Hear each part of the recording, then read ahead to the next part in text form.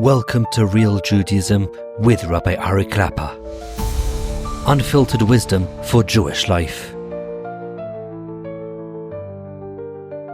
Okay, Be'ezus Hashem Yisbarach, moving on here. V'tireh, I'm here, still on the first page. V'tireh, im tisboinin b'hoiv v'roiv ha'olam kirov anshe ha'seichel ha'mahir v'apikhim ha'charifim yasimu roiv hitbonunam v'histaklusam b'dakut ha'chochmaz v'oimek ha'yunim ish kefini tiyot v'chishko ha'tivi. If you look into the world, people who are intellectual, people who enjoy intellectual stimulus, intellectual gymnastics, like my Rebbe always said.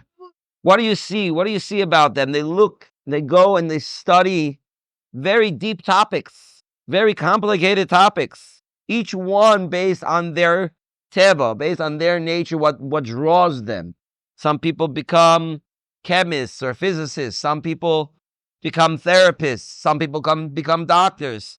Some people become all different types of intellectual jobs because they enjoy that intellectual stimulus. Some people go into nature. They become earth scientists. They want to understand how the world works. Some people go into engineering. They want the physics. And you can make a good parnasa like that. But they enjoy the mathematics behind it.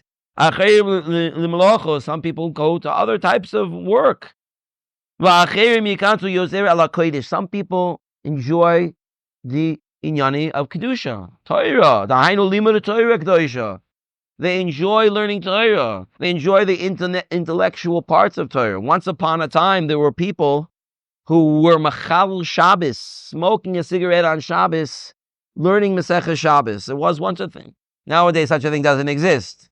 It's you'd be extremely rare to find such a thing, that a person is sitting learning Masechah Shabbos, smoking a cigarette on Shabbos.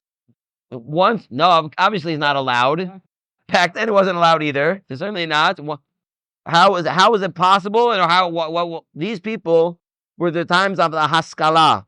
In times of the Haskalah, there are people who are very, very bright, very intellectual, and they understood that learning Gemara is the deepest intellectual pursuit that a person can have.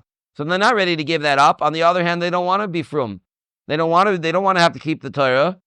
Right? Nowadays there isn't such a thing because people aren't strong enough to spend the time. They just want to run after their taivas. Right? That's when nowadays we live in a time where people just running after their taivas all the time. They're not interested in putting in work or effort, but there was once upon a time where people enjoyed genuinely the intellectual gymnastics of the Talmud. And that's what they would do. But they had no intention of keeping it.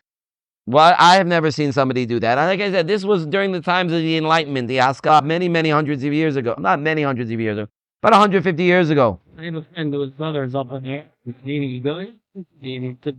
Okay.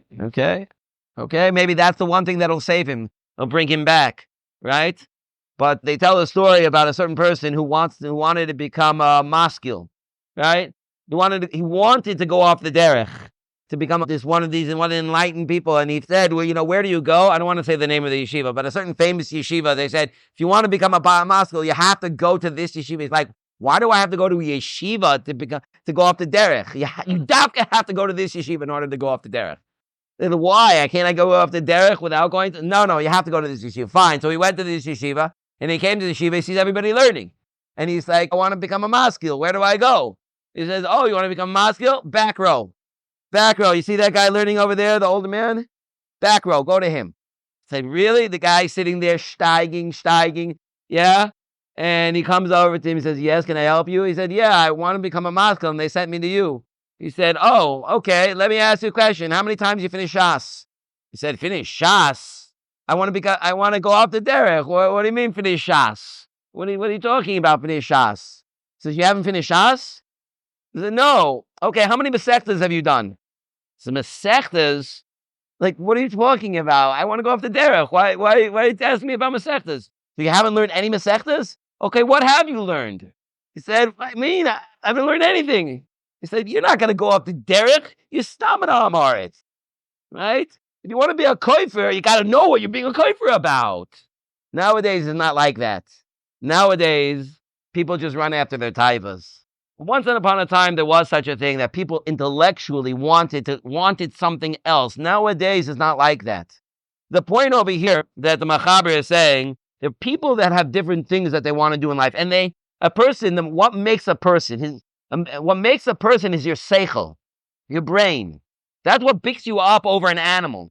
Taivas are the same thing. Animals also have taivas. What makes you a human being? Your seichel. So people want to use their seichel. They want to be more human. So there are many people who are going to use their seichel in different ways. This is just the introduction. We only have a few minutes. We're going to finishing up now. But Lamaisa, the idea that he's getting at, which Be'ez Hashem will continue tomorrow, I hope, is that when we're a human being and we're using our seichel, we have to understand it's not just about the intellectual pursuits.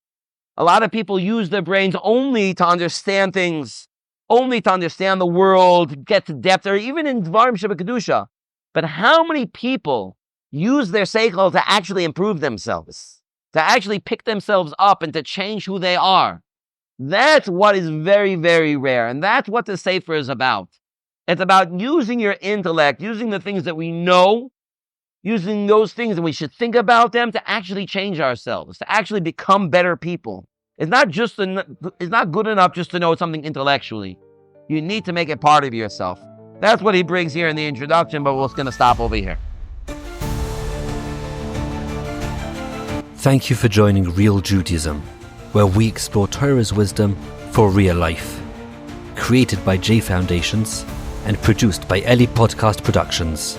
Find more episodes at realjudaism.org and subscribe wherever you listen to podcasts.